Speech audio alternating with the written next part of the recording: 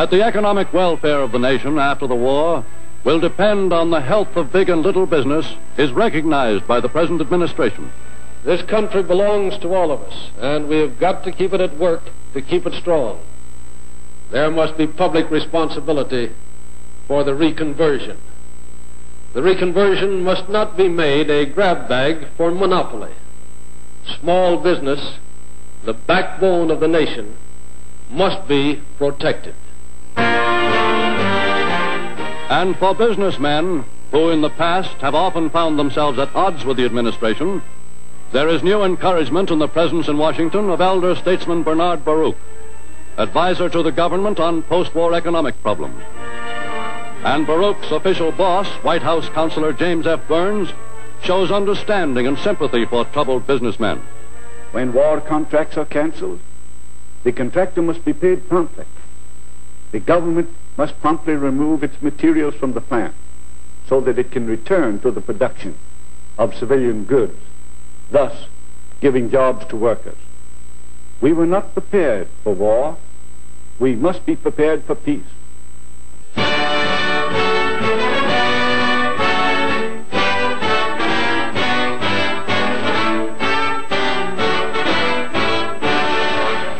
All over the country in the past few months, businessmen have been buckling down to the work of research and planning for the crucial days when war production ceases. How demobilization must be graduated so that returning veterans can be promptly reabsorbed by industry. How the changeover to production for peace can be accomplished without even a temporary breakdown. These are some of the problems both business and labor are endeavoring to solve.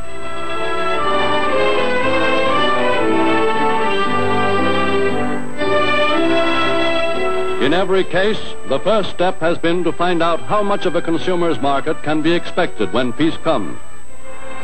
All surveys have revealed an immense demand among the American people for consumers' goods. The first thing I'm going to do after the war is get a vacuum cleaner and a maid to run it. In the first 6 months after the war, there will be a ready market for billions of dollars worth of things that priorities have made unobtainable. Millions of Americans, the surveys show, are waiting for a chance to buy the new products and new gadgets they have read about, to equip their homes with all the glamorous devices they have been told will make life easier and pleasanter. Over $1 billion is earmarked for household equipment to replace what has worn out during the war. The public has been told that television has finally emerged from the experimental phase, and curiosity alone is expected to sell thousands of receiving sets. Public interest in helicopters is so great that if they could be brought within the low price range, a dozen factories might be kept busy turning them out in mass production.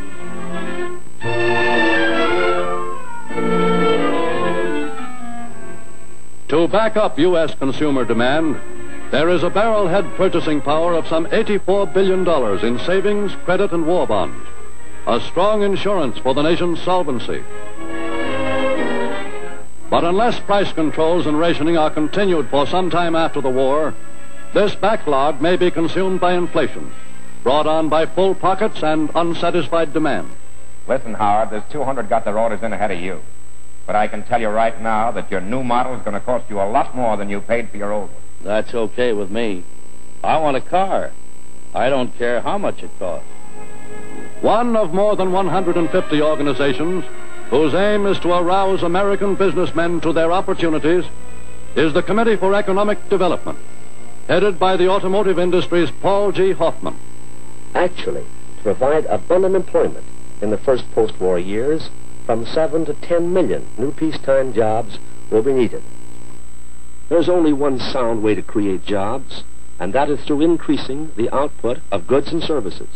Only by producing more can we have more to divide, and thus be sure that there will not only be jobs enough, but that the jobs will be well paid. To gain these twin goals, we will have to jump our output of goods and services from 30 to 45% over 1940. CED, whose activities reach key men responsible for 75% of the nation's industrial output, has covered 1,300 U.S. communities enlisting industrialists and small businessmen in a grassroots movement to prove to all industry that it pays to plan boldly and imaginatively, that American enterprise must set its sights high. These are the national figures, and here's our own local survey. They both estimate that after the war, there'll be a 50% increase over 1940 in the demand for your line of goods. What are you going to do about it? Worried industrialists studying post-war markets have been encouraged to revise their plans. Instead of cutting down, they now intend to expand their plants and payrolls. And payroll expansion is the surest guarantee of more business for retail and service industries. Believe it or not, the factories in this town are going to be employing anywhere from 600 to 800 more people after the war than they did in 1940. That means more people buying from you. Means you're going to have to lay in more goods. Means you're going to have to hire more people. How much more? How many more? I'll get a report out for you so you'll know what to count on. Today, CED and the other organizations for post-war planning are bringing to once fearful businessmen the realization that the war's end will bring no problems that cannot be solved if America is prepared. That the huge post-war demand for goods presages a period not of unemployment and retrenchment, but of employment and expansion. Informed businessmen are becoming confident that the job they have to do can be done. They believe that with the coming of peace, there will be a market for all they can produce, not only in the United States, but abroad. In devastated Europe, where factories and homes, railroads and utilities must be built up again. In China, which can find in American industrial capacity some of the help it needs to get back on its feet. And perhaps more important in the long run, those undeveloped regions of Asia and Africa, to whose people war has brought new glimpses of modern industrial civilization. From these lands, in return, can come raw materials American industries already consume in vast quantities. Today, post-war planning groups are part of the management of many U.S. industrial plants. And though the businessmen who make them up feel their principal market will still be the domestic one, they are encouraging international friendships that can help to foster healthy trade among the United Nations. Today, industrialists and workers who have wrought production miracles know that there is still much hard work and privation ahead before victory is attained. But they also have growing confidence that America will be prepared for peace. And Americans, to ensure this peace, are resolved that all employable men and women, all homecoming veterans, shall find the post-war jobs that will secure for them their self-respect, their living, and their nation's future. Time marches on.